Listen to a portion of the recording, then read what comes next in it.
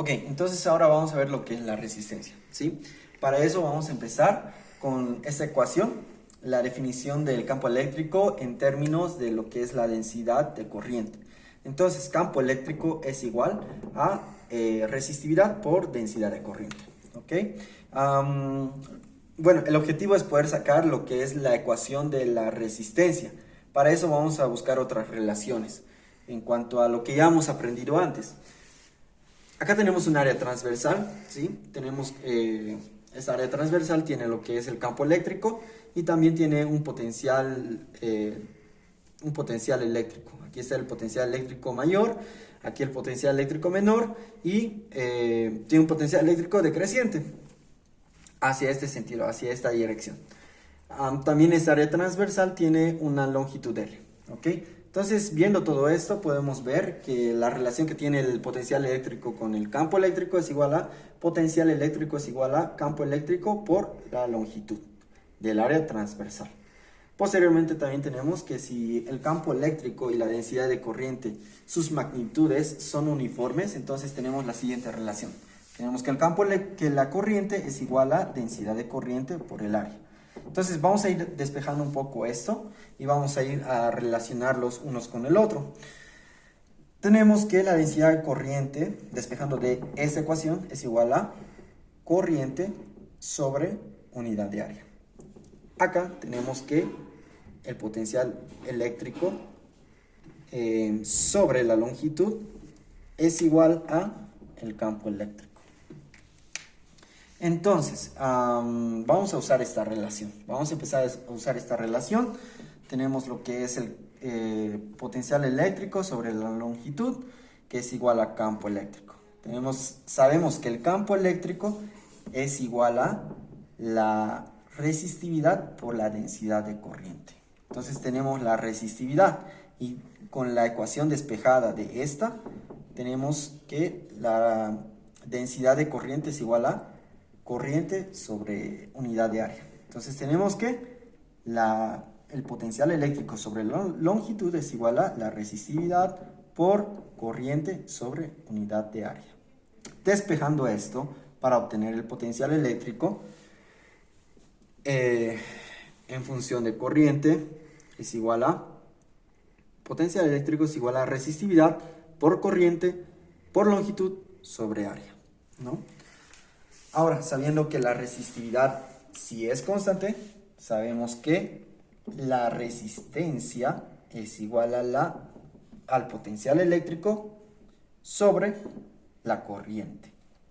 Entonces, despejando la corriente, lo ponemos hacia acá, potencial eléctrico sobre la corriente, tenemos la resistencia. Y esta sería la ecuación de la resistencia. Sí, la resistividad es constante. Tenemos que resistencia es igual a resistividad por longitud sobre área. Ahora, sabiendo un dato importante, esta llega a ser la ecuación de la ley de Ohm.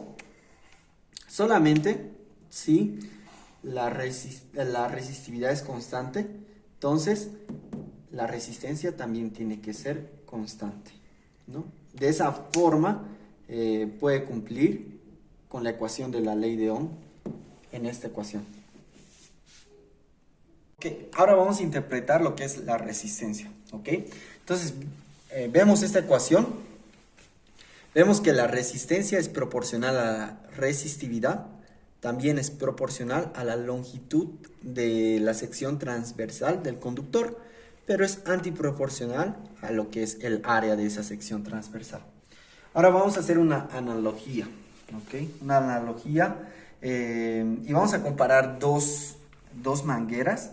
Vemos que esta manguera es mucho más larga y mucho más ancha que esta, ¿no? Que es mucho más cortita y es mucho más angosta, ¿ok? Entonces vemos que esta va a tener mayor resistencia, ¿no? Y también podemos ver que el flujo de agua es proporcional a su presión.